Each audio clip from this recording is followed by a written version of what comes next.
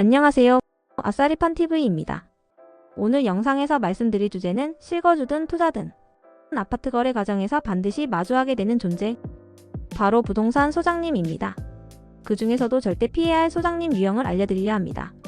지금까지 정말 많은 부동산 소장님들을 만나봤지만 오늘 소개할 이분 덕분에 그 당시 제가 부동산에 붓자도 꺼내기 싫게 만들어주셨던 분인데요. 에피소드별 케이스는 많지만 결국 이 한 가지 유형으로 귀결이 되었습니다. 정말 피해야 할 소장님 1위는 결국 한 지역에서 오랫동안 일하신 경험이 풍부한 소장님이었습니다. 예? 경험 많으면 좋은 거 아니야? 하실 수 있죠. 네, 당연히 경험이 많으신 소장님들이 실제로 신뢰할 만한 분들이고 탁월한 노하우를 가지신 분들이 맞습니다. 하지만 오늘 소개할 이분은 제 인생에서 정말 기억하고 싶지 않은 아찔했던 매물 사건의 주인공이신데요. 이 영상에서 실제로 통화 내용을 들려드리려고 예전 핸드폰까지 꺼내서 통화 녹음 파일을 복구하게 만들으셨던 이 소장님의 에피소드. 이런 일이 진짜로 일어날 수 있나 싶을 정도로 황당했고 심지어는 천재지변까지 겹친 실화입니다. 여러분은 저처럼 아찔한 상황을 겪지 않도록 제 이야기를 타산지석 삼아 대비하시길 바라는 마음으로 영상을 준비하였으니 어떤 스토리가 펼쳐질지 지금부터 들어가 보시죠. 그리고 중반부에 실제 통화 내용까지 추가해놨으니 끝까지 시청해보시면 아주 재미있을 것 같습니다. 자, 따라오세요. 슈! 제가 처음 그 지역에 매물을 보러 간 날이 기억납니다. 큰 도로변 상가 1층, 20년 넘게 그 자리에 있었던 것 같은 살짝은 허름한 부동산. 당시엔 저도 경험이 없다 보니 부동산 들어가는 것조차 불안하고 무슨 이야기를 해야 되나 하면서 쭈뼛쭈뼛하고 있었는데 들어가자마자 젊은 분이 벌써 집 보러 다니시네? 부자 되시겠어요? 하시며 아주 반갑게 맞아주셨던 소장님. 아파트 물건을 보러 갈 때 주변 상인들도 지나가면서 소장님하고 인사하고 아파트 경비 아저씨도 그렇고 완전 분위기 자체가 이 동네 대통령 같은 느낌이었습니다. 그 순간 저는 이분 믿어도 되겠다는 생각이 들었죠.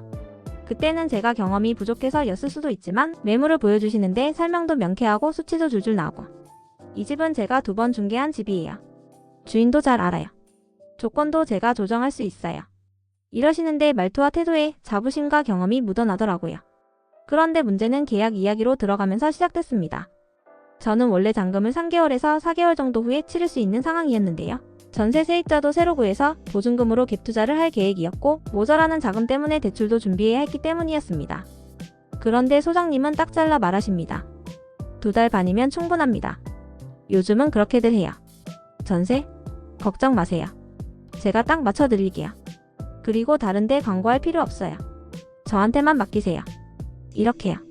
그 말을 듣고 살짝 고민은 했지만 초보 투자자였던 저는 저분이 전문가이시고 이 지역에서 오래 하신 연륜도 있어 보이고 하니 믿어야지 하고 소장님 말씀대로 하기로 결정해버렸습니다.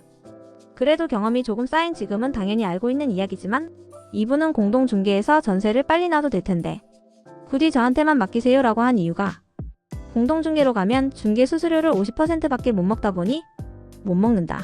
뭘 못 먹어? 죄송합니다. 약간 못 배운 티 나네요. 다시 갈게요. 이분은 공동중개를 하면 중개수수료 배분 비율이 50%로 줄어들다 보니 단독중개를 고집했던 것이었죠. 그런데 시간이 흘러도 전세 세입자 소식이 없는 거예요. 막 걱정을 할 때쯤이었는데요. 그때라도 공동중개로 돌렸으면 큰일이 벌어지진 않았을 텐데 정말 마음이 조마조마하더라고요. 그런데 상황은 점점 더 안 좋아졌고 잔금일이 가까워질수록 머릿속은 오로지 전세 생각밖엔 없었어요. 새벽마다 눈을 뜨면 전세는? 대출은? 밥 먹다가도 전세는? 대출은? 생각뿐이었습니다. 누가 부동산 투자 수익을 불로소득이라고 했던가요? 당시엔 정말 부동산의 붓자도 생각하고 싶지 않았었던 기억이 나네요. 어쨌든 전세가 안 잡히니까 저는 결국 대출로 잔금을 맞춰야 하는 상황이 되었습니다. 자나깨나 전세 걱정에 신경 쓰면서 여러 은행에 대출 알아보고 있으면서도 왠지 소장님이 하신 말씀 때문에 당장 오늘이라도 세입자가 들어올 수 있을 것 같은 생각에 많은 기대도 해봤지만 어느 순간부터는 포기하게 되면서 내가 왜 이분 말만 믿었을까? 라는 자책감이 너무 커지더라고요. 계약할 때 잔금 기일은 내 결정이었어야 했는데 그냥 경력이 많으시고 한 곳에서 오랫동안 하셔서 자신감이 넘치시는 소장님 말 한마디에 쉽게 모든 걸 소장님 뜻대로 맡겨버린 제 책임이 크더라고요. 결국 내일 잔금일이라 내일 대출로 잔금을 치러야 돼서 준비해놓고 있었는데 잔금 전날 부동산에서 전화가 옵니다. 저에게 어떤 천재지변 같은 일이 일어났을까요? 직접 통화 내용을 들어보시죠. 여보세요? 예, 소장님. 예. 네네네. 지금 우리가 내일 잔금인데. 예. 조금 그 문제가 생겼는데. 아, 예. 잠깐 좀 오래 통화 가능합니까? 아, 예, 예. 무슨, 어떤 일이에요? 어떤 일이냐면은 예. 그 매도자 아버님이 돌아가셨다고 했잖아요. 예, 예. 근데 이제 그 상속인들이 이제 서류를 다 해서 이제 준비가 됐는데, 예. 문제는 그 등기 권리증을 지금 찾지를 못해요. 집에서 등기 권리증. 예, 예, 예. 등기를 이제 매도인이 그 확인 서면이라는 거를 작성을 해야 되거든. 예. 부모인 오른쪽 엄지손가락 이렇게 찍어서 아. 이렇게 그 신분증하고 대조해서 예. 이제 등기소에 넣어서 이제 해야 되는데, 예. 문제는 이제 본인이 돌아가셨잖아요. 예. 그래서 이제 확인 서면을 만들 수가 없어. 방법은 이제 잔금을 연기를 하고, 예. 뭐 10월달이나 이렇게 연기를 하고, 정식으로 이제 이 사람들이 한 사람 맹으로 상속 등기를 하고, 아, 10월 뭐 중순이든 말이든 이렇게 이제 소위 끌거나 하는 방법으로 할 아. 수밖에 없는데, 그렇게 되면 예. 일단은 우리 입장에서는 자금적인 융통이 조금 더 유리할 수도 있겠다는 소장님, 그건 당연한 이야기죠. 너무 좋죠. 예. 제 입장에서는. 예. 결국 원래 소유자이신 시아버님이 돌아가시면서 그 물건은 상속을 거쳐서 등기를 받아야만 제가 매수할 수 있는 구조였는데 상속인이 돌아가시면서 등기 이전이 지연되게 되었던 거죠. 이건 정말 예측할 수 없는 말 그대로 천재지변이었습니다. 그래서 저는 결과적으로 대출에 크게 문제도 없이 잔금일도 2개월 이상 연기할 수 있어서 대출도 세입자도 무사히 맞출 수가 있었습니다. 지금에서야 이야기하지만 저 때는 부동산 경험도 없었는데 통화 내용을 다시 들어보니 소장님이 말하는 대로 다 오케이 하고 아이고 네네라고만 하고 있네요.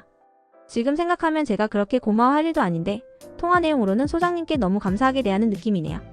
현재 제가 가진 경험과 지식을 가지고 저때로 돌아간다면 차라리 저때 계약을 할 수 없게 만들었던 매도인의 계약 위반이라고 몰아쳤으면 어땠을까 하는 생각을 하면서 아 그렇지 그러면 매도인을 후려쳐서 배액배상으로다가 계약금의 2배를 받아내는 거죠. 와우 이게 얼마냐? 아 죄송합니다. 이것도 다시 갈게요. 제가 마음속으로만 생각한다는 게 말이 툭 튀어나왔네요. 모냥 빠지게요. 크크크 참고로 웃는 소리입니다.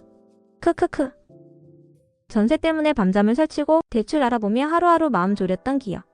배액배상은 결국 받지 못했지만 아직도 자꾸 생각이 납니다. 솔직히 다른 건 다 잊혀져도 배액배상은 정말 아쉽다는 생각만은 계속 머릿속에서 맴도네요. 아 그게 얼마였더라? 뭐 어쨌든 다시 돌아와서 요즘 유튜브나 강의에선 이런 소장님들을 무조건 피하라고 많이들 말합니다. 그런데 저는 다르게 생각해요. 이런 소장님들을 피해야 할 사람이 아니라 내가 어떤 상황에서도 제대로 대응할 수 있도록 준비해야 할 대상이라고 말씀드리고 싶습니다. 왜냐하면 이렇게 경력 많고 한 동네에서 오래 장사하신 분들이 오히려 진짜 금매를 들고 있는 경우가 많거든요.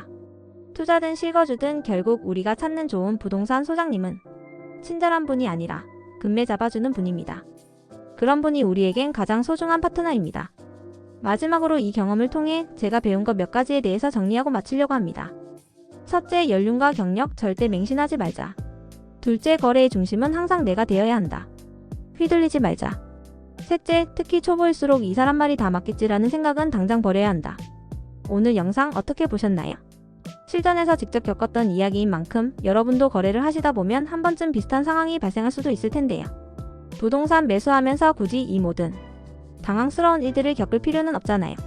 제가 먼저 겪어본 사연에 대해서 만약에 나라면 이 상황에 어떻게 했을까?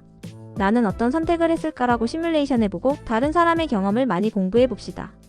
이미 시뮬레이션과 공부를 통해 준비된 사람은 부동산 계약 시에 훨씬 유리한 선택을 할 수 있는 겁니다. 여기까지 영상을 보셨다면 구독, 좋아요, 알림 설정, 친구 추천해주시는 게 인지상정이죠. 25명 구독자밖에 안 되는 극소형 채널이지만 더욱더 열정적으로 영상을 제작할 수 있도록 힘을 주십시오. 아직 구독 안 하셨나요?